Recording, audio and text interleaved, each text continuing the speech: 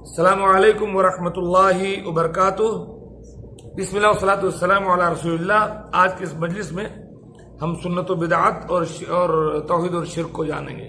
جی ہمارے مولانا صاحب کہتے ہیں لوگ کہ سنت پر عمل کرو، سنت پر عمل کرو، بدعت مت کرو۔ یہ سنت بدعت ہوتا کیا ہے؟ جی اللہ کے نبی صلی اللہ علیہ وسلم کا ارشاد ہے، علیکم بسنتی وسنت الخلفاء الراشدین المہدین من بعدی۔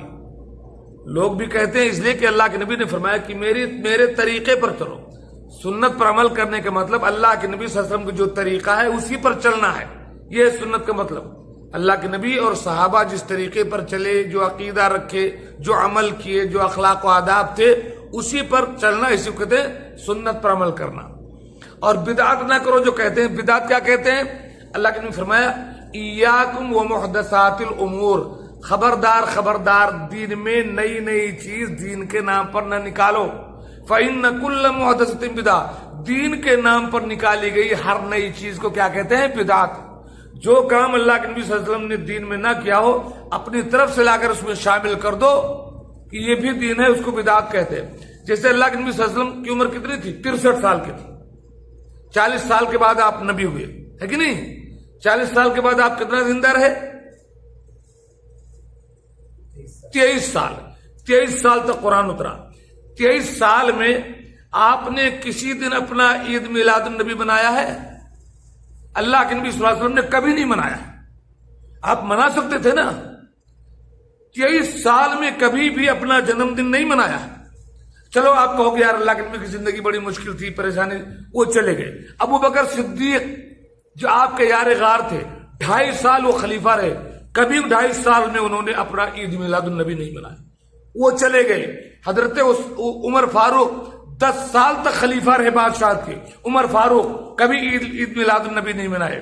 ان کے بعد حضرت عثمان غنی خلیفہ ہوئے 12 سال، کبھی عید میلاد النبی نہیں منائے۔ اس کے بعد حضرت علی خلیفہ ہوئے، کبھی عید میلاد النبی نہیں منائے۔ اس کے بعد ان کے بیٹے حضرت حسن خلیفہ ہوئے، کبھی عید میلاد النبی نہیں منائے۔ امام ابو حنیفہ کبھی نہیں منائے، امام شافعی کبھی نہیں منائے، امام بخاری کبھی نہیں منائے۔ تو اسی کو کہتے ہیں بدعت۔ میں نے مثال دیا عید میلاد النبی کی، کیونکہ بہت سارے لوگ سمجھتے ہیں کہ جو عید میلاد نہ منائے وہ وہابی ہے، وہ کافر ہے۔ تو جو مناتے ہیں وہ غلطی پر ہے۔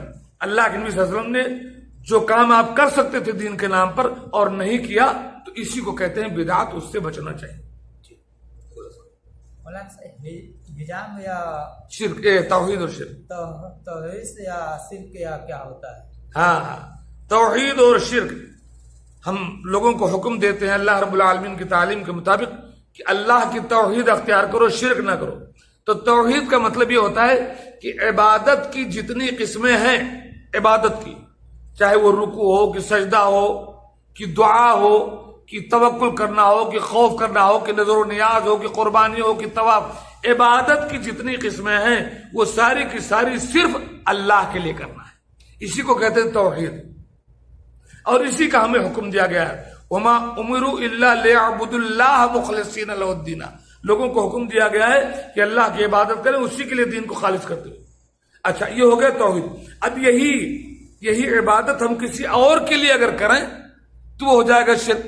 کسی قبر پر جا کر سجدہ کرو، کیا ہو جائے گا؟ شرک۔ کسی بابا کے نام کی بکری ذبح کرو، کیا ہو جائے گا؟ شرک۔